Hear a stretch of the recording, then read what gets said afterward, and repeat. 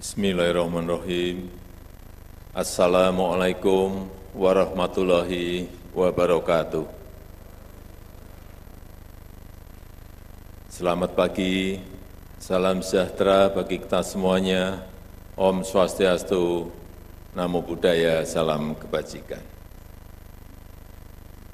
Yang saya hormati para pimpinan lembaga-lembaga tinggi negara, yang saya hormati Ketua Mahkamah Agung, Bapak Profesor Dr. Haji Muhammad Syarifuddin SH.MH, beserta para Hakim Agung dan Hakim ad hoc.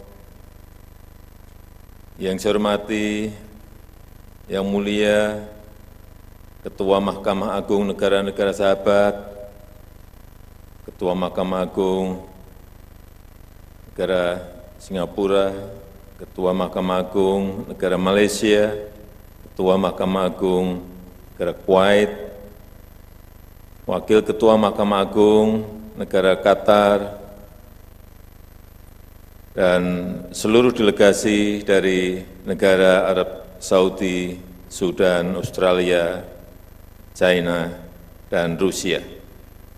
Yang saya hormati para Menteri Kabinet Indonesia Maju, Jaksa Agung, Panglima TNI dan Kapolri, yang saya hormati Yang Mulia para Duta Besar negara-negara sahabat, yang saya hormati Yang Mulia para Purna Bakti Pimpinan Mahkamah Agung, Hakim Agung, Hakim tingkat banding, dan Hakim tingkat pertama di seluruh tanah air Indonesia, para rektor dan para pimpinan perguruan tinggi, Bapak Ibu hadirin dan undangan yang berbahagia.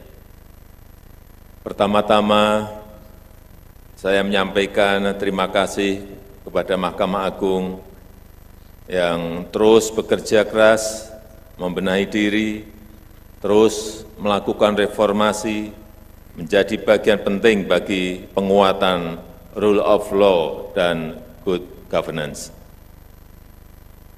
Harapan masyarakat kepada lembaga peradilan semakin tinggi.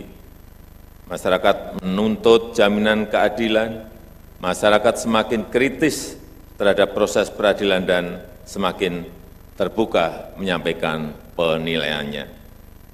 Di tengah-tengah tantangan ini, integritas adalah pilar utama, bukan hanya bagi para hakim agung, tetapi seluruh hakim di Indonesia, juga seluruh panitera, ASN, dan pegawai Mahkamah Agung. Mahkamah Agung pasti akan menjadi rujukan para hakim, jadi tauladan bagi para hakim di seluruh Indonesia dan menjadi harapan keadilan bagi masyarakat. Oleh karena itu, saya menyambut baik reformasi internal yang dilakukan oleh MA untuk menegakkan prinsip rule of law dan good governance, meningkatkan kinerja pengadilan secara berkelanjutan.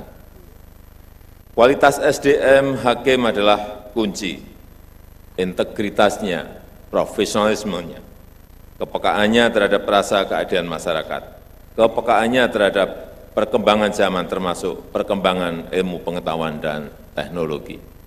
Oleh karena itu, inovasi harus menjadi bagian dari reformasi, bukan hanya dengan mengadopsi teknologi baru, tetapi juga perspektif dan sensitivitas dalam menyelesaikan perkara hukum. Misalnya, penerapan sistem restoratif justice sebagai terobosan penyelesaian perkara. Hadirin yang saya hormati, pemerintah mengapresiasi inovasi-inovasi Mahkamah Agung dalam mendorong percepatan transformasi hukum, peningkatan penggunaan sistem e-court, pengembangan decision support system DSS berbasis artificial intelligence yang akan mempermudah konsistensi putusan merujuk pada putusan adil yang ada sebelumnya.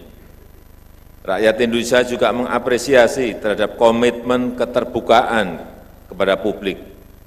Sudah ada 22 ribuan putusan telah dipublikasikan dalam direktori putusan yang bisa diakses oleh publik. Saya memperoleh laporan di tahun 2023 Mahkamah Agung berhasil memutus hingga 99,47% perkara. Ini perkembangan yang sangat bagus. Namun demikian, bukan hanya kuantitas putusan yang penting. Yang paling utama adalah kualitas putusan, bahwa putusan pengadilan harus memberikan rasa keadilan, memberikan kepastian hukum, dan mendukung pembangunan bangsa dan negara menuju Indonesia maju. Saya sangat berharap reformasi sistem hukum ini menjadi bagian penting bagi kemajuan bangsa kita Indonesia.